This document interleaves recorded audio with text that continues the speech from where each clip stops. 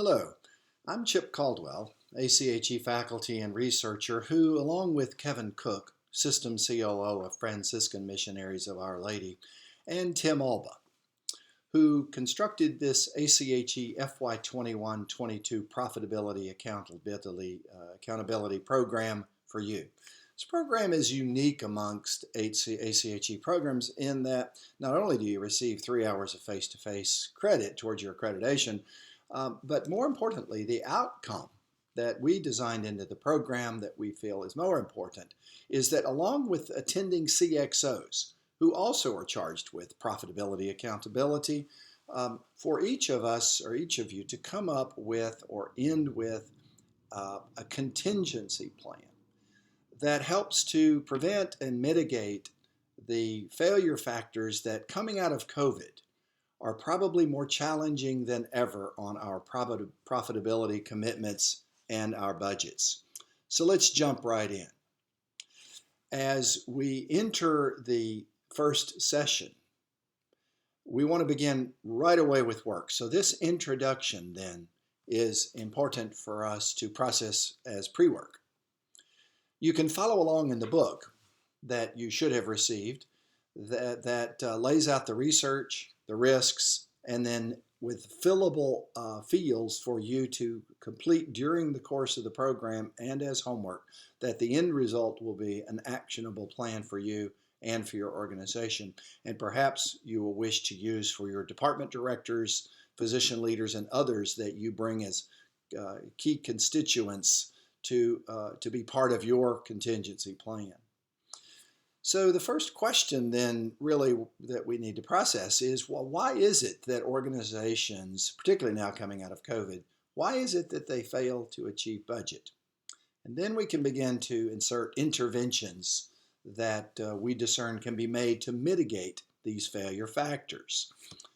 So we will ask you in the session to comment or list ones that you think, based on not only your own thoughts, but ones of others that have preceded in this program that they listed as reasons for missing budget so that we can prevent them.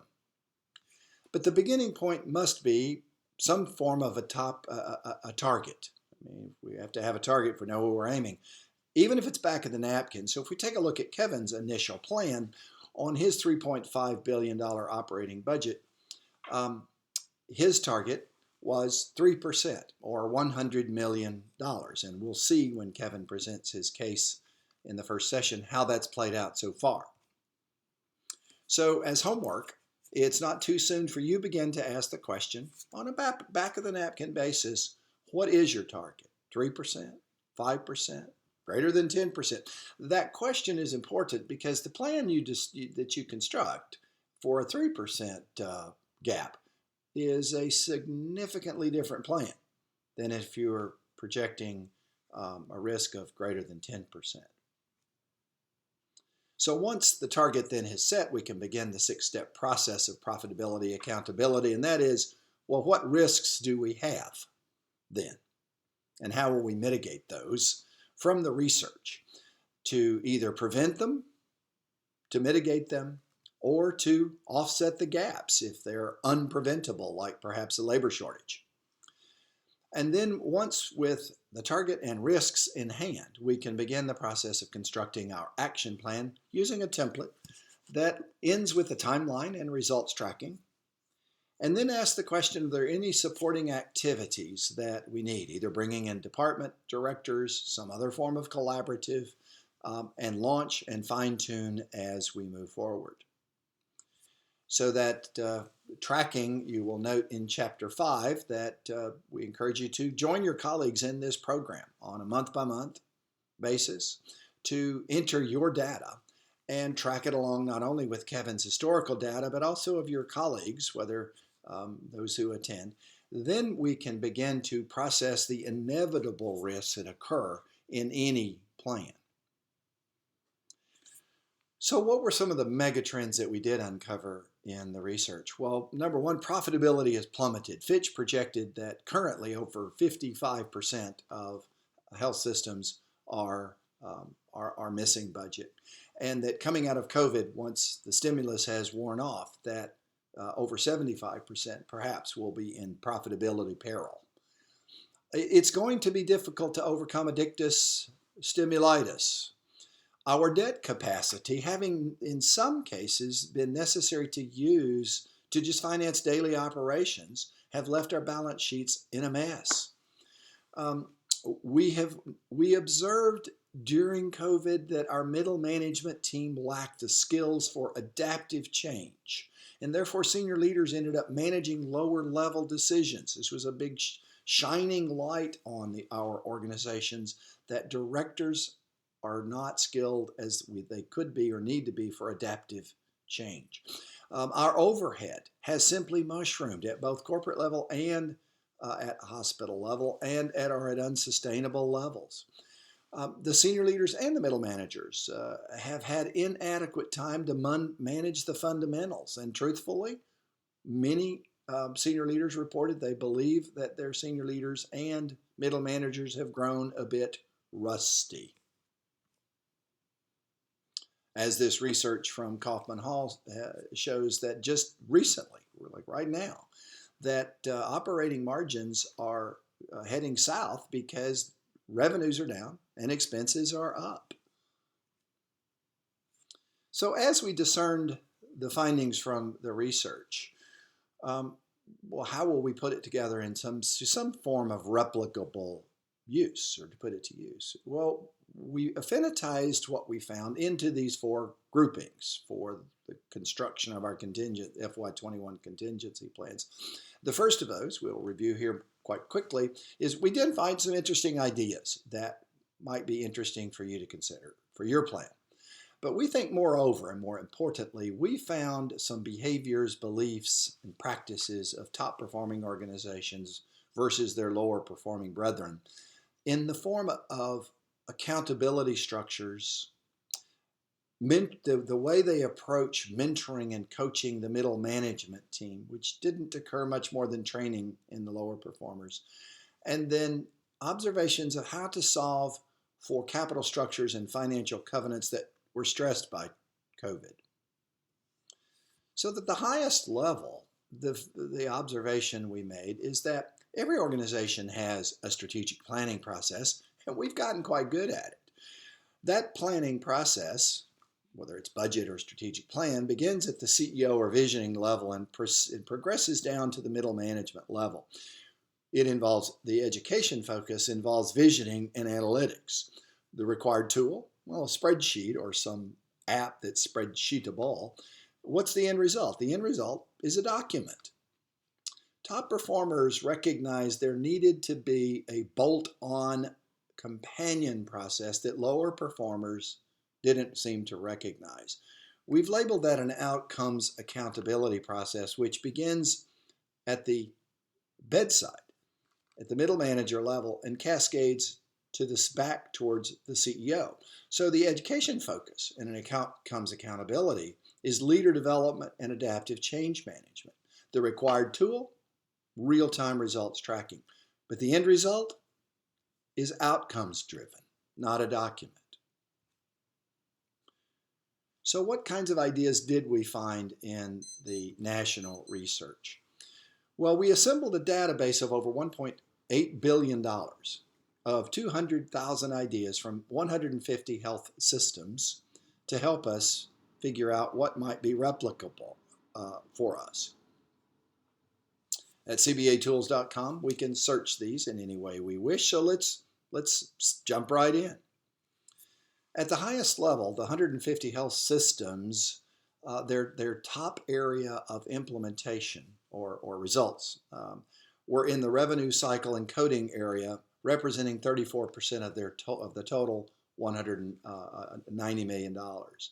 So if we impute that into a $50 million plan, so you can substitute that $50 million for whatever your plan is, but at a $50 million plan, that means that if we replicate 150 health systems results, that just south of $20 million, we can extract from a focus on revenue cycle and coding end to end, not just the billing part or the accounts receivable part.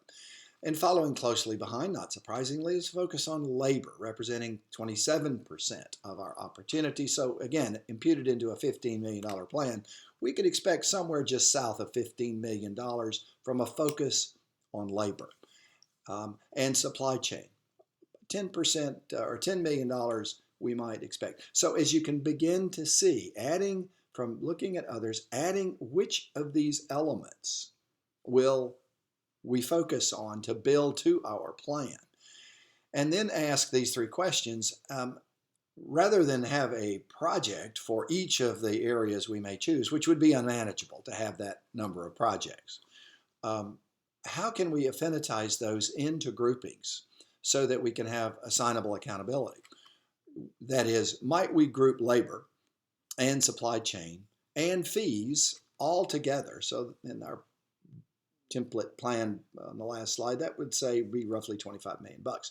If we group those together and assign the middle management team the responsibility to achieve those results over some period of time, then the second question is, well, for the others, then which groups will be charged to spearhead these impact areas? Or for those groups, who might we align with them in a collaborative to increase the probability of their success of achieving that 25 million? And based on the research, this most important question, often not asked by lower performers, is what accountability system or systems will we deploy to assure a high degree of accountability, speed, spread, scalability, and sustainability? How are we going to organize them, and what will be the elements of the accountability system we choose? We can also look at it by department, which gives us an interesting slice of the onion. So in the almost 200 or $1.8 billion database, then we see that, not surprisingly, almost 20% of the total impact is in the area of nursing. Well, in all areas of nursing. So $10 million then of our $50 million plan, which leads us to ask the question, is there any additional support, whether it be training, tools, analytics, that nursing leaders might need that can assure or increase the probability they will be successful? Or HR, or areas of position control or benefits, or those HRE kinds of things, to assure success in interventions that might touch upon those HRE kind of areas of position control or benefits or others. Do they need any additional support? Or what about imaging, surgery, ED, pharmacy, the C-suite? Do we need to give special consideration to any kind of elements they may need to increase their probability of success if we're depending upon them on our contingency plan? Some considerations that we've observed in our research is that very popular interventions that have been around for more than a decade, benchmarking, productivity systems, training alone, lean, high reliability, alone, these systems have not shown, without a bolt-on outcomes accountability process, to be adequate to achieve the results we need. They're important. It's not to say that these analytics and idea generation methods are not effective, but rather without that bolt-on accountability system, the results were somewhat loosey-goosey as we looked across the board. So then pulling our plan together into constituency groups or accountability groups, how might we envision that plan would shape out? Well, it would begin with asking, what is the role of the middle manager group, as in that past couple of slides ago, and what will be their accountabilities? Because at the very highest level from the database, if you take your operating expense budget and multiply it by just south of, say for ease, back of the napkin, 5%, it is the highest bite out of your GAAP budget or your GAAP target that you can take, the middle management team. The senior leaders, when they add their ideas, tap in another 2% of your operating expense budget. And then examining what role might physicians, the physician groups play, or corporate supply chain, or corporate revenue cycle, or re-examining our capital structure. All of these elements, when we put them together, then make up our contingency plan to achieve our targeted gap. Let's take a look at a few of the $10 million ideas, we call them, that we observed. Many of these you may be doing, but many of you may not. The first of those is having a position control process, or adapt it so that it does not allow a manager to fill an open position until all shifts have achieved their productivity target. Neil McDonald at Union Hospital in Baltimore came up with this idea and works for him. Departments can't use premium labor until they have exhausted the internal staff sharing process, if you had one. Or what about this idea? Ask finance to assemble the top 4 or the worst 4 pay periods for each department. And over 100 days, ask those department directors to create contingency plans that will prevent that. Let's not have that ever occur again. Or let's look at it on the other side. This is one of Kevin Cook's favorite tools in the last several organizations he has been in, is let's analyze have finance pull out the top best, the 4 best pay periods, and the 100-day period, asking department directors to create an action plan. Let's do more of that. Let's repeat those 4 best pay periods. Or adapting our productivity system reviews, those bi-weekly reviews or monthly, however you do them. Adapt the culture and the process of those meetings in which that a manager no longer explains the variance, which is what usually happens in our observation in these meetings. Let me explain my variance to you, if I'm a director. Change from a statement that says, it's not that your variance is explaining it isn't uninteresting. I'm sure it's very interesting, but we only have an hour. So we want you to invest the 10 minutes you have right now to describe what are you going to plan are you going to implement today, that 2 weeks from today you will have overcome that gap. So in other words, changing from explaining variances to an action orientation. Do you have a stop doing list? That is, during COVID, we found ourselves with lots of busy work necessary and a lot of resources. Is it time to take a look at our inventory of resources that we've used and tasks and activities and projects and ask, which of these might we stop doing? Should we consider an all hands on deck approach? That is to say, think of it as middle manager. They're always the go-to group, particularly with things like this. How does that feel to them? The weight of the challenges resting on their shoulders, and it always is. What about including physician groups? What kind of culture does that send in the organization? Managers, you're not in this alone. Or outpatient or micro hospitals or corporate office or shared service. We all are in this together. We all have a goal. Not only does that increase the pool of opportunity we have, but it also sends a cultural signal. We're all in this together. Those are just some of the ideas, and you will be sharing, and your colleagues will be sharing ideas that you come up with. And so as we end this orientation, that will enable us to jump start at the first session into let's examine the elements of accountability structures that we observed and what kinds of coaching and mentoring interventions that we observe that we can create a very doable and achievable FY21 profitability action plan. Thank you for your time.